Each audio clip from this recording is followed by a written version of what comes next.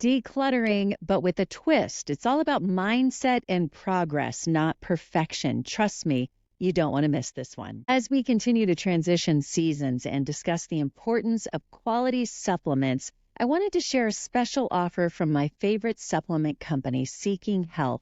You can get 10% off your entire order at Seeking Health by going to the link at my website, natalietisdale.com/favorites. It's a great opportunity to try their high-end quality products and experience the benefits for yourself. Seeking Health offers a wide range of supplements designed to support your body's natural processes. Whether you're looking to optimize your digestion, boost your energy, or improve your mental clarity, they have something for everyone. One of the things I love about Seeking Health is their commitment to quality. Their products are GMO-free, backed by a 60-day money-back guarantee, and formulated with pure, scientifically backed ingredients. My family uses them. Remember, Seeking Health supplements are not intended to diagnose, treat, or cure any diseases. They're designed to support your body's natural healing processes.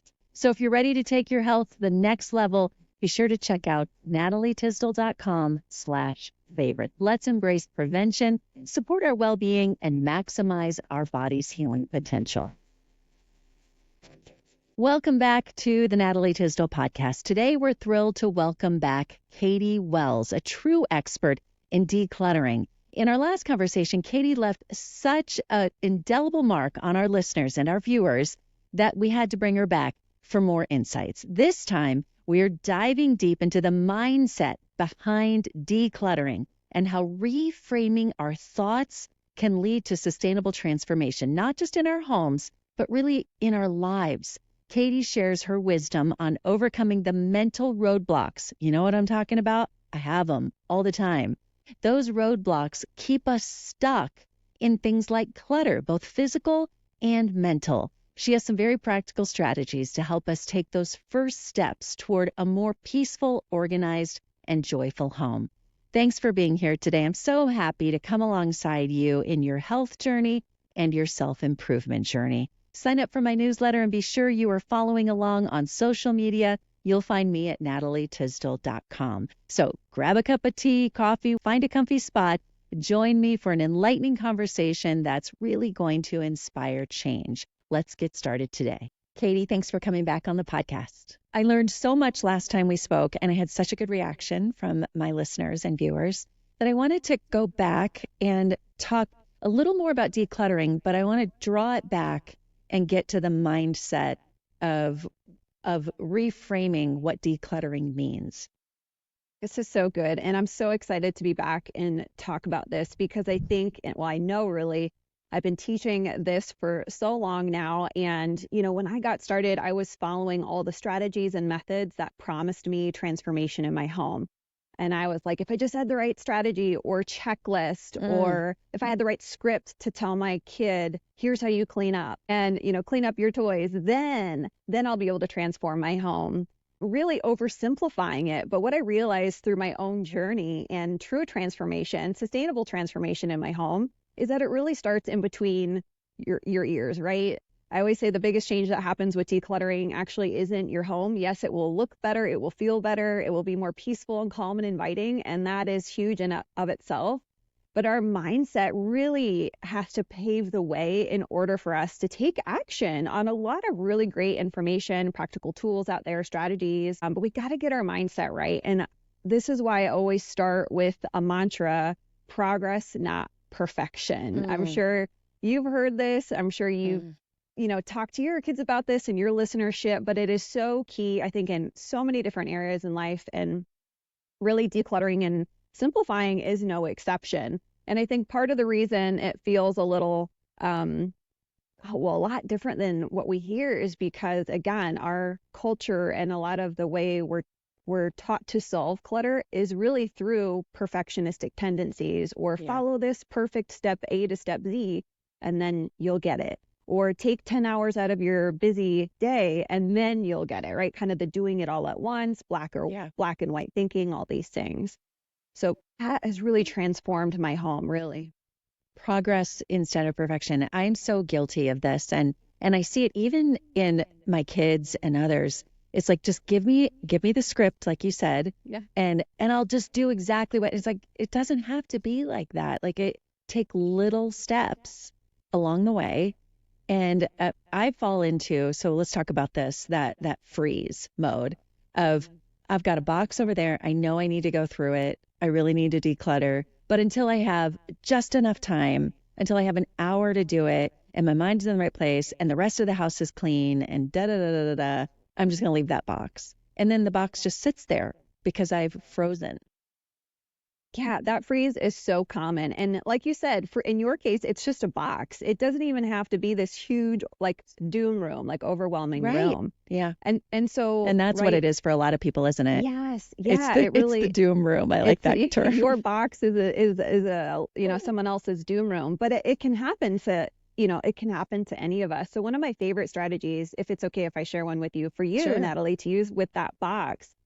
This is something I learned through just helping my clients overcome procrastination, which is ultimately what this boils down to. Your brain trying to delay or postpone an uncomfortable feeling.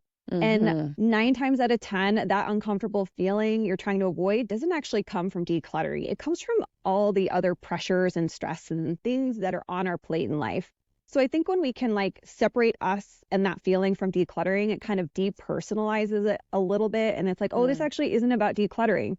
That's a box over there, and I'm going to tackle it. And a great science-backed tool I teach is Mel Robbins came up with that. I don't know if you listen to her show. It's I very love great. Mel Robbins. Yeah. Yeah. So I think it's her 5-second rule, if I remember correctly. And all you say out loud is 5, 4, 3, 2, 1, and then you start. And again, speaking to what you shared and the mantra, progress, not perfection, small, tiny bits, maybe you set your timer for 5 minutes before you're done working this afternoon and go, all right, 4:55 before I clock out at 5, of my at-home office, I'm going to just put 5 minutes into that box. And I promise you, just creating that momentum and getting started is often the hardest part. And once you're started, you are off to the races.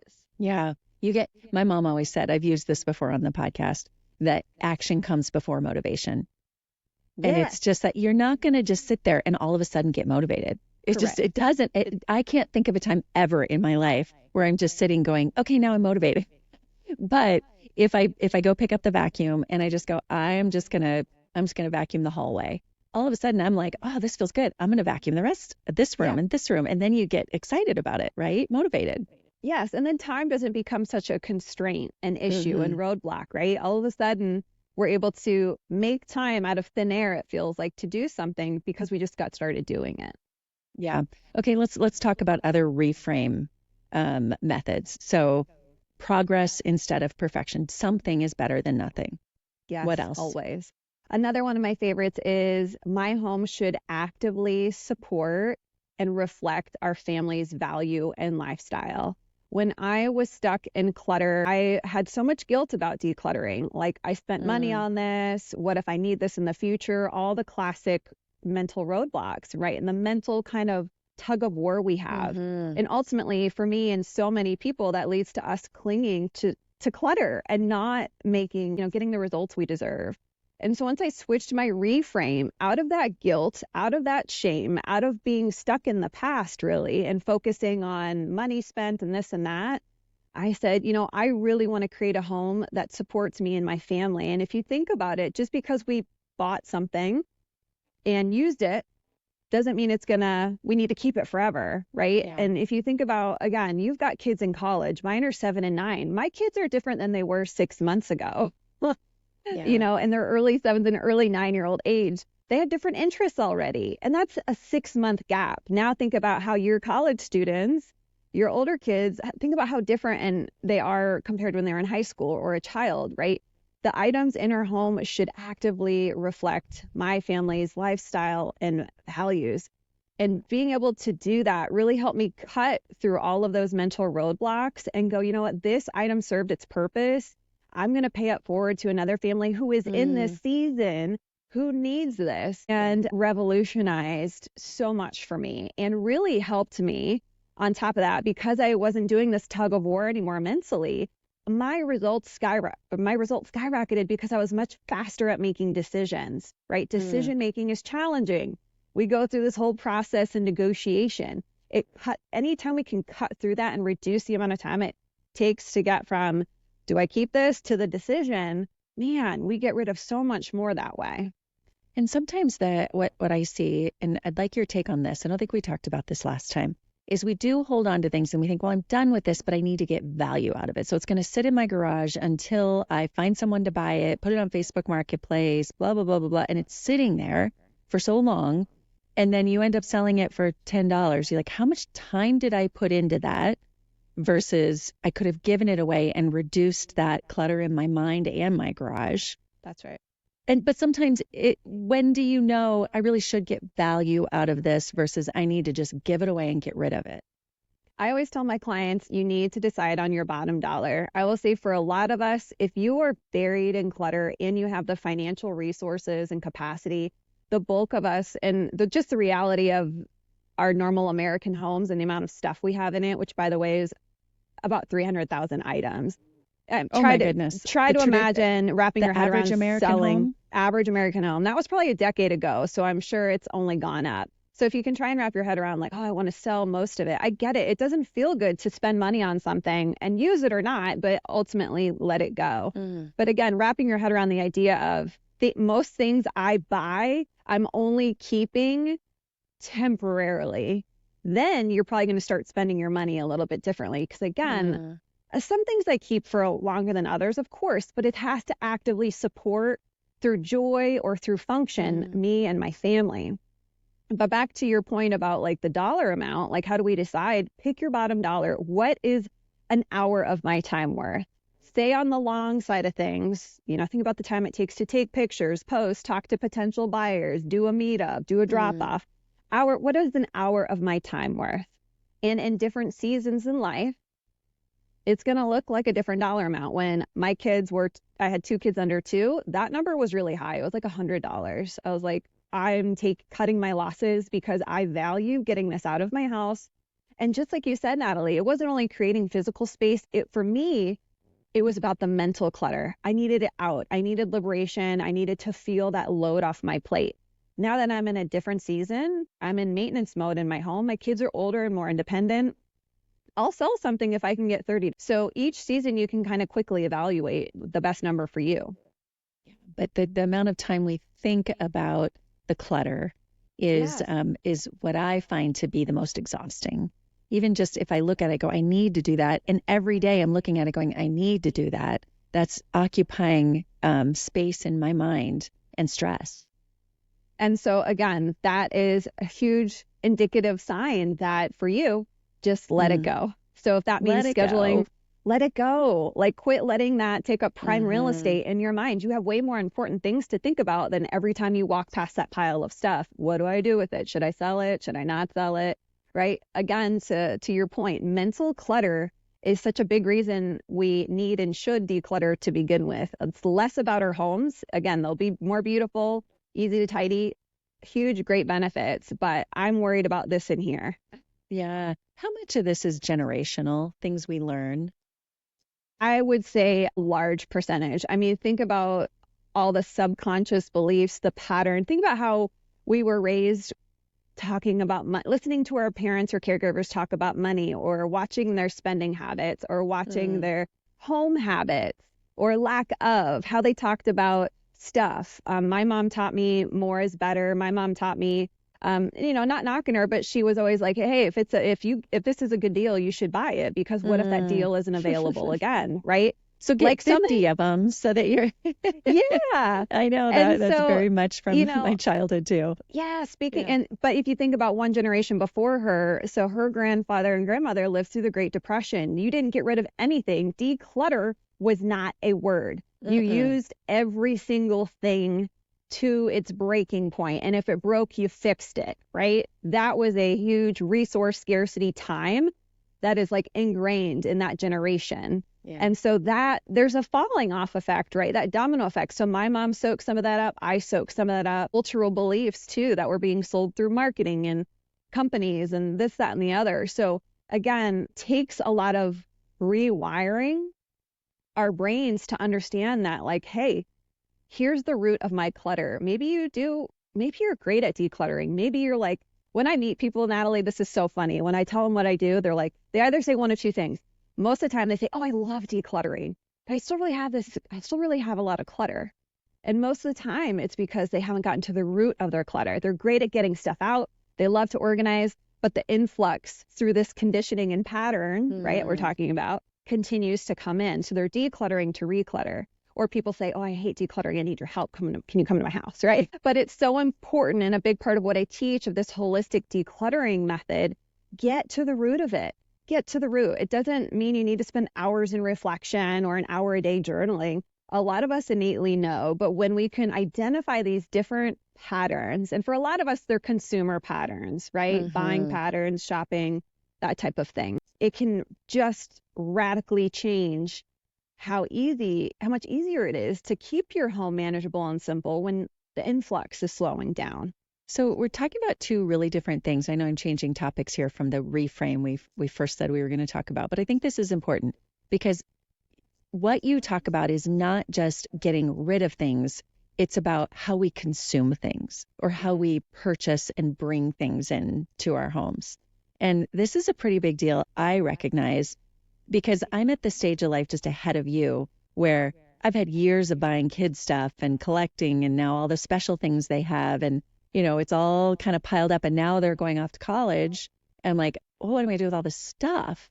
And so I always say, like, we fill the space we have and then we downsize. It's like, oh, wait, we filled this big house. Now we're a smaller house. And so it's how we consume things and how we teach our kids to purchase. And so I've gotten to this place where if I'm shopping, I'm like, oh, that's a really good deal. My parents taught me, good deal, buy it now so I have it later. But I don't really need that. Do I want it? So I go through that whole mind game of, is this a want or a need? Okay, it's a want, cut it off. And I have to stop myself in the middle of that. So I guess my question in all that is the consuming part versus the getting rid of part. Yeah. First of all, I will say kudos to you. It takes I just say, I compare a lot of decluttering to working out. Like, we're flexing our declutter muscles. We're flexing our spending or lack of spending muscles, right? When we are in Target and which by the way, spend millions of dollars designing, all these big brands do. So I think, again, once we know better, we tend to do better. They spend millions of dollars designing. Our local Target, has had a big upgrade. It looks so much like bougier and like modern now. But upgrading and designing like the end caps, how the flow of the store is, so they increase their average cart value. Why do you think they added a Starbucks? So we slow down. We enjoy our coffee as we stroll and go through all the aisles because it makes us slow down. And oh, this is cute, and oh, this is a good deal, right? They are smart. They want our money, but to your point on spending, I think one of the most, and this is a mindset thing. Well, it's mindset, but also like psychology. One thing that changed everything for me from a spending standpoint, because I used to buy clothes. That was my thing. I bought every single, like, anything I thought was cute, I'm buying it. Of course, that leads to clutter, right? And I got great at decluttering, needed to work on my spending. And once I realized that when we buy things, we're not truly buying things. And that sounds strange, but what we're really buying when we're buying things are emotions, our feelings, our stories, our beliefs, our aspirational identities, right? You see someone on Instagram, maybe a favorite influencer, maybe an entrepreneur. Oh, I like how she dresses. I like that car she drives. I want to feel and look like that. This is the stuff I'm talking about. It runs deep. It literally, I just got like goosebumps from it. But it's so, so true. And tying it in with the target and marketing piece or brand, whatever brand you're talking about, these companies know this. And so they position their brand or their images or their clothing. So here's the carrot. And, oh, when I get that carrot, when I buy that thing, that hat, that car, that new home, that whatever, I'm going to feel that way. But we all know how the story ends. That feeling doesn't last, right? Yeah. The goalpost keeps moving. And we have to buy something else. Oh, now it's the next thing. And so understanding that can really, really help with that spending habit. It is so much psychology. And we talk about this with screens, but it's that dopamine. It's Yeah. that it feels so good to buy that. And then, wait, where am I going to put it? And then I'm cluttered. And that, yeah, I'm trying so hard. It might be my stage of life, but I think anyone who can learn it earlier, it's actually enjoying not having. Yes, I think you're right. I think part of it comes with getting older and wiser. But I think you're right. The sooner we can learn that, truly the better. Age Yeah. tends to, growing older tends to teach us a lot of valuable lessons, that being one of them. And I fully agree. Yeah. Well, let's talk about more of the reframe. So you gave me a couple of tips. What else in just getting to this place? Because Yeah. I think hearing this and being inspired by this, we're all learning. But what else can we do to reframe to get to this place? So the next one I want to share with you and your listeners is my time and energy are valuable and they deserve to be protected. Think about how your time and energy, Natalie, just from that one box is not being protected. It's being squashed. You're getting frustrated. It raises your cortisol and your stress levels every single time you walk past it. It adds a mental to-do list, task in your to-do list that's probably already overflowing. Yeah. Right? All these different ways it's impacting us. So first, you need to believe that your time and energy do deserve to be protected. And I think that's counterculture to how a lot of us, learn, especially as busy women, busy moms with 100 million spinning plates in the air, and you're trying to make sure that they don't come crashing down on you. Yeah. Hustle culture, urgency culture tells us like, just do more, just add one more thing, just wake up at 4 a.m. instead of 5 a.m. And then you'll reach that goal. You'll do that thing. You'll be successful. You'll make that money. You'll have the perfect home, whatever it is, right? And so, coming down and talking about to something as simple as like boundaries around your time. Maybe you stop saying yes to every invitation. You stop saying yes to every cute piece of clothing your favorite influencer is promoting, and she's making mega bucks off of you being like, yes, I want this, right? Stop saying yes. Because when we say yes to things, we're saying no to something else. When we say yes to that birthday party that we really don't want to go to, or that event, or buying that thing, that means that's taking away from other areas in our life. And if we want to live slower, simpler, we have to also focus on our time and energy. Yeah. I love that. When we say yes to something, we're actually saying no to ourselves and to our kids and to the peace of our homes. So that's so good. Such good stuff. Okay. We've already talked for 20 minutes. I get so much out of our conversation. But tell people where they can find you and how you help them, because I know this is your life. This is what you do. And your podcast, by the way, is great too. I advise people, I'll put the link in the show notes, but tell people where they can find you. Thank you. That's so kind. I appreciate your kind words. I have come join on the podcast, Maximize Minimalist. I have just real authentic, it's a place of real authentic conversations. It's a really wonderful podcast community. And we have, behind the scenes content, stuff that's happening in my life. I'm still raising 2 boys. I share all that stuff. There's no like sugarcoating here. This is real life. And any decluttering, simplifying tips is what we're all about on the show. Well, fantastic. Katy, thank you.